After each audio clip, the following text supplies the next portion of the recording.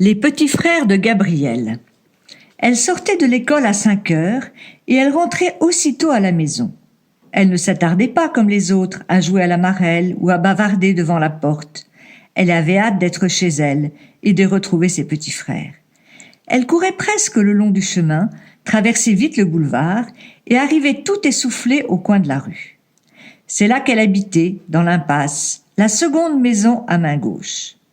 Naturellement, l'impasse n'était pas large, ni l'appartement joli. Le soleil n'y entrait jamais. On n'avait pas d'argent à la maison, et le soleil, c'est trop cher pour les pauvres gens. Papa était mort 2 ans avant. Maman était toute la journée au bureau, et grand-mère tricotait près de la fenêtre. Elle ne pouvait pas travailler à cause de ses rhumatismes. Elle faisait des chandails à la maison pour les dames riches. Gabrielle sonnait, un coup d'abord, puis une cascade de petits coups, pour bien montrer que c'était elle. Grand-mère se levait péniblement, elle mettait longtemps à ouvrir. « Bonjour, grand-mère !» Grand-mère répondait par un grognement. Elle grognait tout le temps, parce qu'il faisait noir, parce qu'elle avait froid, parce qu'elle était fatiguée de tricoter, parce qu'elle était vieille. Gabrielle avait pris l'habitude de ne rien dire, de se faire toute petite. Elle allait à la cuisine, prenait son pain et son chocolat, et silencieusement grignotait son goûter derrière la fenêtre de la chambre. À côté, dans la salle, on entendait le cliquetis des aiguilles. « T'as fini de goûter, ma fille ?»« Oui, grand-mère. »« Tu te mets à tes livres ?»« Oui, grand-mère. » Elle ouvrait ses cahiers, faisait ses devoirs, apprenait ses leçons. Une dernière fois, à la hâte, elle relisait le résumé d'histoire ou de géographie. Puis elle fermait ses livres, rangeait son cartable pour le lendemain. Les yeux brillants de joie, elle allait enfin chercher ses petits frères, ses 5 petits frères auxquels elle pensait tout le jour, Luc et Paul, Benoît, Grégoire et Gabrielle. Car le tout petit, le dernier né, elle l'avait appelé comme elle, Gabrielle.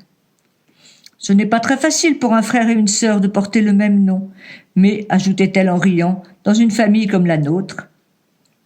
Elle s'asseyait par terre. Elle alignait le long du mur les 5 silhouettes découpées dans du carton. Elle les mettait par rang de taille, elle les faisait avancer, reculer. Le cliquetis des aiguilles s'était arrêté. Dans la pièce à côté, grand-mère dormait, comme tous les soirs, les lunettes sur le front, le nez dans son tricot. Gabrielle était seule avec ses 5 frères. « Comme on est bien ensemble, comme on est heureux, disait-elle. » Elle inventait chaque jour un jeu nouveau. Un soir, on chantait tous les 6, et Gabrielle, au milieu de sa chanson, était obligée de s'arrêter. « Oh, Benoît, tu chantes de plus en plus faux. C'est comme à l'école. Lorsque Marinette Lebois est à côté de moi, elle me fait détonner. » Un autre soir, on faisait des charades, et c'était Grégoire le plus fort. Ou bien chacun racontait l'histoire de sa journée. Et Gabriel avait toujours eu des aventures extraordinaires. À cheval sur la queue d'un chat, il avait couru sur les gouttières à des hauteurs vertigineuses. L'horloge de la cuisine sonnait 7 heures. Au dernier coup, grand-mère se réveillait brusquement. « Tu penses au couvert, ma fille ? Ta mère va rentrer. » Arrachée à son rêve, Gabrielle se levait. À regret, elle prenait un à un les petits personnages de carton. Elle les rangeait soigneusement entre les pages d'un livre et elle courait, le cœur bien gros, les cacher sous son traversin. Elle les aimait, ses petits frères inventés, imaginés à la place des autres, de ces vrais petits frères qu'elle aurait tant voulu avoir. Car, vous comprenez, on a beau être une petite fille raisonnable, c'est un peu dur d'être toujours seule, de ne pas être comme les autres. Et quand à l'école les petites filles parlaient de leur papa, de leurs frères, de leur maman toujours à la maison, on n'ose plus rien dire et on baisse la tête, accablé par un trop lourd chagrin. À l'école, Gabrielle ne parlait jamais de ses petits frères. Mais quand Madame Laure, la nouvelle maîtresse qui venait d'arriver, lui demanda un jour dans la rue « Et toi, Gabrielle, as-tu des frères, des sœurs ?»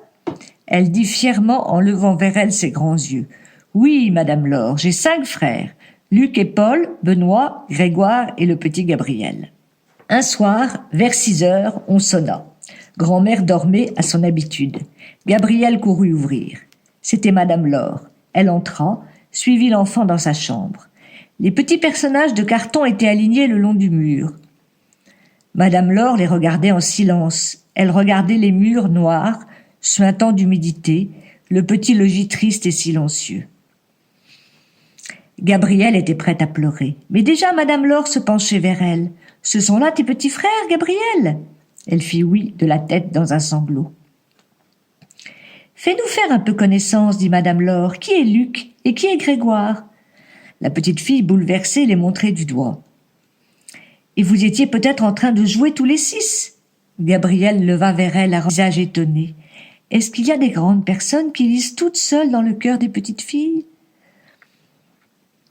Elle dit d'une voix rauque. On se racontait des histoires. « J'ai bien envie, dit Madame Laure, de rester avec vous. » Gabrielle la regarda avec inquiétude. Mais non, Madame Laure ne se moquait pas. Elle semblait tout comprendre, et ses yeux étaient pleins de douceur et de tendresse. Un peu plus tard, quand chacun eut raconté son histoire, et Madame Laure semblait beaucoup s'amuser en les écoutant, elle dit à Gabrielle. « J'ai une proposition à te faire, Gabrielle. Tous les soirs, à 5 heures, quand nous sortons de l'école, tu viendras chez moi. Tu feras tes devoirs pendant que je corrigerai les cahiers. »« Non, non, ne me remercie pas, tu me seras très utile. J'ai 3 petits garçons. À 6 heures, tu m'aideras à les faire manger, à leur donner leur bouillie. » Gabrielle était rose de plaisir. « Note que tu perds au change. Tu avais 5 petits frères ici, tu n'en trouveras que 3 à la maison.